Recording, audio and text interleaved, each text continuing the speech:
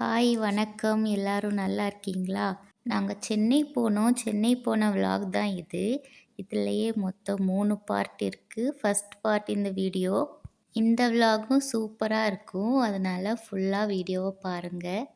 Actually அத்தையும் இவங்களும் தான் சென்னை போறதா இருந்தது.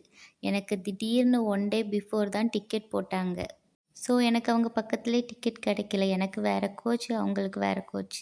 எனக்கு B1 கோச், அவங்க 2 பேருக்கும் D2 கோச். அவங்க 2 பேரும் பக்கத்துல பக்கத்துல தான். நான் மட்டும் தான் தள்ளி. அதுவும் ரொம்ப தள்ளி. நான் டிக்கெட்ல பார்த்துட்டு நெனச்சேன் B1, D2. Bக்கு அடுத்து C, அடுத்து D. அப்போ நடுவுல ஒரு கோச் தான் டிஃப்ரெண்ட் இருக்கும்னு நெனச்சேன். ஆனா ரொம்ப ஒரு 10 கோச் கிட்ட டிஃப்ரெண்ட். அவ்ளோ தள்ளி தள்ளி இருந்தது. ட்ரெயின் வரப்போகுதுன்னு அனௌன்ஸ் பண்ணதுமே நான் என் கோச் நிக்கிற இடத்த பார்த்து அங்க வந்துட்டேன். ட்ரெயின் வந்ததும் நான் ஏறிட்டேன். என்கிட்ட ஒரு ட்ராலி தான் இருந்தது. ஸோ நான் ஈஸியா ஏறிட்டேன். நான் ட்ரெயின்ல ஏறிட்டு என் சீட்ல போய் எல்லாத்தையும் வச்சுட்டு பார்க்குறேன், ட்ரெயின் மூவ் ஆக ஆரம்பிச்சிருச்சு. ஒரு 2 நிமிஷம் கூட நிக்கல. அவ்வளோதான். செம ஸ்பீடு. இந்த வீடியோ நான் தீபாவளிக்கு 1 வீக் பிஃபோர் ஷூட் பண்ணேன். ஒரு சண்டே தான். சண்டே மார்னிங் ட்ரெயின்ல தான் நாங்க போனோம்.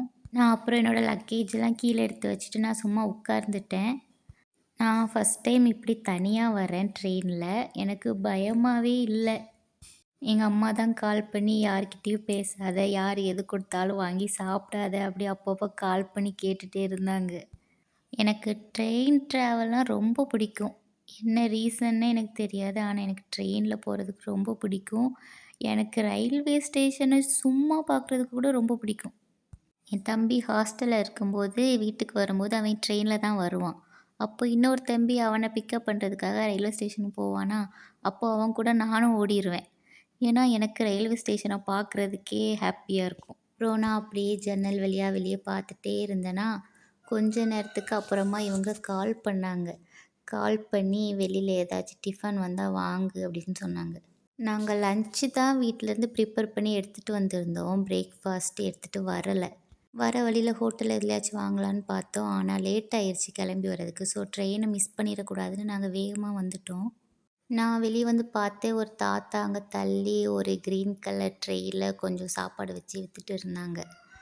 அப்புறம் அவங்க என் கோச் பக்கத்தில் வந்ததும் நான் என்னலாம் சாப்பாடு இருக்குதுன்னு கேட்டேன். பூரி, இட்லி இருக்குதுன்னு சொன்னாங்க. நான் பூரி வாங்கலான்னு வாங்கினேன். ட்ரெயினில் சாப்பாடுலாம் நல்லா இருக்காதுன்னு தான் சொல்லுவாங்க. ஆனால் வேறு வழி இல்லை, சாப்பிடணுமே ஏதாச்சு. அதனால கொஞ்சம் ஓகேவா இருந்தாலும் பரவாயில்லன்னு சொல்லிட்டு தான் வாங்கினோம். நான் வாங்கிட்டு சும்மா ஃபஸ்ட்டு ஓப்பன் பண்ணி பார்த்தேன். பாக்ஸில் என்னது இருக்குதுன்னு எக்ஸ்ப்ளோர் பண்ணி பார்க்கலான்னு ஃபஸ்ட்டு ஓப்பன் பண்ணி பார்த்தேன். 3 பூரி, அப்புறம் ஒரு பேக்கெட்டில் என்னமோ வச்சுருந்தாங்க. நான் அதை ஓப்பன் பண்ணி பார்க்கல. 3 பூரியை மட்டும் பார்த்துட்டு திரும்ப க்ளோஸ் பண்ணிவிட்டு போய் ஹேண்ட் வாஷ் பண்ணிவிட்டு வந்தேன்.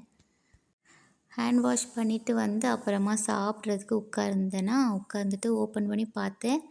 இந்த உருளைக்கிழங்கு மசாலா இருக்குல்ல, அதுதான் இருந்தது. ஆனால் உருளைக்கிழங்கு மசாலா மாதிரி இல்லை. கடலை மாவை அரைச்சி ஊற்றி வச்சா எப்படி இருக்கும் அந்த மாதிரி இருந்தது. அதுவும் தண்ணியாக இருந்தது. பூரியை பிச்சு பார்த்தா உள்ளே வேகவே இல்லை. வெளியே தொட்டு பார்த்தா ஃபுல்லாக ஆயில். பேருக்கு 2 வாய் சாப்பிட்டேன், அவ்வளோதான். அதுக்கு மேலே என்னால் அதை சாப்பிடவே முடியல, நல்லா இல்லை. அதை நான் அப்படியே ஓரமாக வச்சுட்டேன். அப்புறமா நான் என் சீட்டை அரேஞ்ச் பண்ண ஸ்டார்ட் பண்ணிட்டேன். அவங்க ஒரு பிளாக் கலரில் பெட்ஷீட் மாதிரி ஒன்று கொடுத்துருந்தாங்களா, அதெல்லாம் விரித்து எல்லாத்தையும் போட்டு அரேஞ்ச் பண்ண ஆரம்பிச்சிட்டேன். இந்த வீடியோ எனக்கு தெரியாமல் ஸ்லோ மோஷனில் ரெக்கார்ட் ஆயிடுச்சு. அதான் இப்படி இருக்குது. அப்புறம் நான் என்னோடய சீட்டை ஃபுல்லாக ரெடி பண்ணிவிட்டு நான் அதில் உட்கார்ந்துட்டு மறுபடி வெளியே ஜன்னல் வழியாக பார்க்க ஆரம்பிச்சிட்டேன். அப்புறம் எனக்கு பசிக்க ஆரம்பிச்சிருச்சு. அப்போது நான் என் பேக்கில் ஒரு டார்க் ஃபேண்டஸி பேக்கெட் வச்சுருந்தேன். அதை ஓப்பன் பண்ணி சாப்பிட ஆரம்பிச்சிட்டேன். ஏதாச்சும் சாப்பிடணும்ல. சாப்பிட்டு முடிச்சுட்டு சைடில் பார்த்தா எல்லோரும் தூங்கிட்டாங்க. எனக்கு தூக்கமே வரலை. ஆனாலும் எனக்கு போர் அடிக்கவும் இல்லை. எனக்கு ட்ரெயினில் போகிறதுனாலே ஹாப்பி தானே. ஸோ நான் ஜாலியாக வெளியே பார்த்துட்டே வந்தேன். நான் ஜன்னல் வழியாக வெளியே பார்த்துட்டே இருக்கேன். யாரோ திடீர்னு பின்னாடி வந்து என் பக்கத்தில் வந்து உட்கார்றாங்க. யாருன்னு பார்த்தா இவங்க.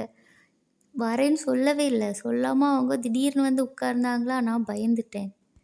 அப்புறமா ட்ரெயின் உள்ளேயே ஸ்நாக்ஸ்லாம் விற்கிறதுக்கு வருவாங்க. அதில் இருந்து இந்த பச்சை லேஸ் நாங்கள் வாங்கினோம். எனக்கு பச்சை லேஸ்னால் ரொம்ப பிடிக்கும். முன்னாடிலாம் நிறைய சாப்பிட்ருக்கேன். இப்போ தான் சாப்பிட்றதில்ல. நாங்கள் வீட்டில் இருந்து எடுத்துகிட்டு வந்த லஞ்ச் வந்து அத்தைக்கிட்ட இருந்தது. அதை என்கிட்ட கொண்டு வந்து கொடுக்கறதுக்காக இவங்க வந்தாங்க. அவங்க என் சாப்பாடை மட்டும் எடுத்துகிட்டு வந்தாங்களா, நான் அப்புறம் நீங்கள் போய் உங்களுக்குள்ளதையும் எடுத்துகிட்டு வாங்க 2 பேரும் சேர்ந்து சாப்பிட்லான்னு சொல்லி அவங்கள அனுப்பிவிட்டேன். அப்புறமா அவங்க போய் அவங்க சாப்பாடையும் எடுத்துகிட்டு வந்துட்டாங்க. நாங்கள் கொஞ்ச நேரம் சும்மா வேடிக்கை பார்த்துட்டு அப்புறமா சாப்பிட ஸ்டார்ட் பண்ணோம். அப்போ தான் சாப்பிட ஸ்டார்ட் பண்ணியிருக்கோம். இந்த டிக்கெட் செக் பண்ணுறவங்க இருக்காங்களா, அவங்க வந்துட்டாங்க. அவங்க வந்துட்டு இவங்கள நீங்கள் இங்கேலாம் இருக்கக்கூடாது. நீங்கள் உங்கள் கோச்சில தான் இருக்கணும். இந்த கோச்சில இருக்கணும்னா நீங்கள் எக்ஸ்ட்ரா பே பண்ணணும் அப்படின்னு சொல்லிட்டாங்க. இல்லைனா நான் ஃபைன் போட்டுருவேன் அப்படின்னு சொன்னதும் அப்புறம் இவங்க போயிட்டாங்க. ஆனால் ஃபுல்லாக சாப்பிட்டுட்டு தான் போனாங்க. நான் அப்புறம் திரும்பவும் ஜன்னல் வழியாக பார்க்க ஸ்டார்ட் பண்ணிட்டேன்.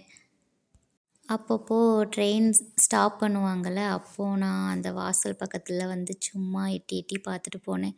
கீழலாம் இறங்க மாட்டேன். சும்மா அந்த வாசலில் நின்று எட்டி பார்த்துட்டு அப்புறம் உள்ளே போயிடுவேன். அந்த ட்ரெயினை அந்த ட்ராக்கில் வரதெல்லாம் பார்க்குறதுக்கு எவ்வளோ அழகாக இருக்குது தெரியுமா? நான் அதெல்லாம் நின்று ரசிச்சுட்டே இருந்தேன். அப்புறமா ஈவினிங் ஆயிடுச்சு. திரும்ப அந்த ஸ்நாக்ஸ் விற்கிறவங்க வந்தாங்களா, எனக்கு பசிச்சிருச்சு. அதனால நான் இந்த 2யும் வாங்கிட்டு அந்த கேக்கை மட்டும் சாப்பிட்டேன். அந்த வேஃபர் இருக்குல்ல, அதை சாப்பிடல, அதை அப்படியே வச்சுட்டேன். நாங்கள் தாம்பரத்தில் இறங்கணும், தாம்பரம் பக்கத்தில் வரப்போகுது அப்படின்னு இவங்க கால் பண்ணி என்கிட்ட சொன்னாங்க. சொன்னதும் நான் வந்து என்னோடய லக்கேஜ்லாம் தூக்கி மேலே வச்சுட்டு தலையெல்லாம் கட்டிட்டு இறங்குறதுக்கு ரெடி ஆகிட்டேன். அப்புறம் ஸ்டாப் வந்ததும் நான் இறங்கிட்டேன். இறங்கிட்டு இவங்களுக்கு கால் பண்ணேன். இவங்க வந்து என்ன அவங்க கோச் இருக்கிற பக்கமாக நடந்து வர சொன்னாங்க. ஏன்னா அந்த பக்கம் தான் எக்ஸிட் இருக்குது. ஸோ நான் அந்த பக்கமாக நடந்து போனேன். அப்புறம் அவங்கள பார்த்துட்டேன். இப்போது நாங்கள் தாம்பரத்துலேருந்து சென்ட்ரல் போகணும். அதுக்கு அவங்க டிக்கெட் எடுக்க போனாங்க. நானும் அத்தையும் வெயிட் பண்ணிகிட்டு இருந்தோம்.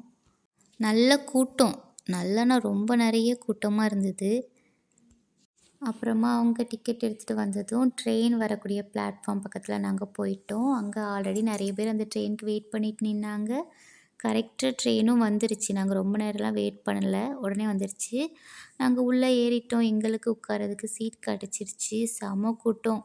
இவ்வளோ கூட்டத்தை நான் இப்போ தான் பார்க்குறேன். அவ்வளோ நிறைய பேர் இருந்தாங்க. அப்புறம் நாங்கள் சென்ட்ரலில் இறங்கி அடுத்து போகிற பிளேஸ்க்கு நாங்கள் டிக்கெட் எடுத்தோம். நாங்கள் திருவள்ளூருக்கு போகிறோம். அதுக்கு டிக்கெட் எடுத்துகிட்டு நெக்ஸ்ட்டு ட்ரெயினில் போய் ஏறிட்டோம். இந்த ட்ரெயினில் ரொம்ப கூட்டமாகவே இல்லை.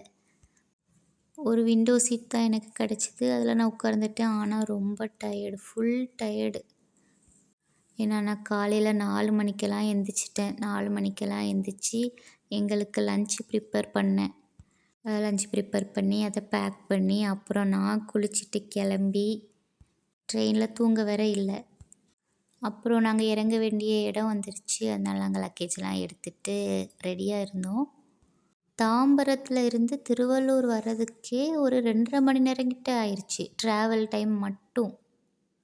அப்புறமா நாங்கள் வீட்டில் போயிட்டு ஃபுல்லாக ரெஸ்ட் எடுத்தோம். அங்கே பாப்பா இருந்தா, அவளை பார்த்தோம். இவ பேர் ஆரோ. இவ எங்கள் அண்ணியோட பொண்ணு. நான் இவளை பார்க்குறதுக்காகவே தான் ஆசைப்பட்டு போனேன். ஏன்னா இவளை பார்த்து 4 மாதம் ஆச்சு. அவள் அங்கே போயிட்டா. அத்தை மாமாலாம் அடிக்கடி போயிட்டு வந்தாங்க. எங்களால் தான் போக முடியலையா, ஸோ இந்த வாட்டி போயிட்டோம் நாங்களும். அப்புறம் நெக்ஸ்ட் டே காலையில் லேட்டாக தான் எந்திரிச்சோம். ஒரு 10 மணி ஆயிடுச்சு. அப்புறமா காலையில் சாப்பிட்டுட்டு குளிச்சுட்டு சும்மா வெளியே போய் பார்க்கலாம் அப்படின்னு நாங்கள் 3 பேரும் வெளியே போனோம். ரொம்ப வெயில். எங்கள் ஊர்லலாம் இவ்வளோ வெயிலே இருக்காதா, அதனால எனக்கு இவ்வளோ வெயிலை பார்க்கும்போது ஏதோ ரொம்ப வெயிலுனா இதுதான் அப்படின்னு ஃபீல் ஆச்சு. அப்போ தான் குளிச்சுட்டு வெளியே வந்தோம். வெளியே வந்து ஒரு 5 நிமிஷத்துலேயே நல்லா வேர்த்து கொட்டிருச்சு. போகிற வழியில் இவங்கள பார்த்து இவங்களாம் எதையோ வேடிக்கை பார்த்துட்டு இருந்தாங்க. என்னென்னு பார்த்தா அந்த ஆற்றுல நிறைய பேர் மீன் பிடிச்சிட்டு இருந்தாங்க. அதை தான் எல்லோரும் நின்று பார்த்துட்டு இருந்திருக்காங்க. நாங்களும் கொஞ்சம் நேரம் பார்த்துட்டு அப்புறம் கிளம்பிட்டோம். இவளால் நடக்க முடியல. கொஞ்சம் தூரம் நடந்து வந்துட்டு அப்புறம் எங்கள் 2 பேரையும் மாறி மாறி தூக்க சொல்லிட்டா. என்னாலேயும் அவளை தூக்கிட்டு நடக்கவே முடியல. அப்புறம் நான் இறக்கி விட்டுட்டேன். அப்புறம் திரும்ப அவள் மாமா தான் தூக்குனாங்க அவளை. அங்கே வர போயிட்டு அப்புறம் திரும்பி ரிட்டன் வந்துட்டோம். வர வழியில் ஒரு பாட்டி கடலை விற்றுட்டு இருந்தாங்க. அந்த கடலையை கொஞ்சம் வீட்டுக்கு வாங்கிட்டு வந்தோம். இவ்வளோ தூரம் வந்துட்டோம், இனி திரும்ப அவ்வளோ தூரம் போகணும். அதை நினச்சாலே ஐயோன்னு இருந்துச்சு. ஏன்னா அவ்வளோ வெயில். அப்புறம் நான் இவங்கக்கிட்ட எனக்கு குடிக்கிறதுக்கு ஏதாச்சும் வாங்கித்தாங்க அப்படின்னு கேட்டதும் இவங்க இளநீ இருந்தது, இளநீ வாங்கி கொடுத்தாங்க. நாங்கள் 3 பேரும் இளநீ குடிச்சிட்டு அதுக்கப்புறமா திரும்ப வீட்டுக்கு நடக்க ஸ்டார்ட் பண்ணிட்டோம். எங்கள் ஊர்லலாம் ஒரு இளநீ 40 ரூபா. இங்கே இந்த பாட்டிக்கு ஒரு இளநீ 40 ரூபாய்க்கு விற்கிறாங்க. இப்படி தான் அப்பப்போ டங்க் ஸ்லிப் ஆகும் எனக்கு. 40 ரூபாய்க்கு விற்கல, 70 ரூபாய்க்கு விற்கிறாங்க அந்த பாட்டி. இப்படி தான் நிறைய டைம் ஸ்லிப் ஆகும். நான் அதை டெலீட் பண்ணி திரும்ப வாய்ஸ் கொடுத்து எடிட் பண்ணுவேன். அப்புறம் ஈவினிங் கொஞ்ச நேரம் வெளியே வந்தோம். அப்போ கொஞ்சம் நல்லா சில்லுன்னு இருந்தது. மழை வர மாதிரியும் இருந்தது. அதனால தான் குடை எடுத்துகிட்டு வந்தோம். இந்த விலாக் இவ்வளோ தான். பாய்.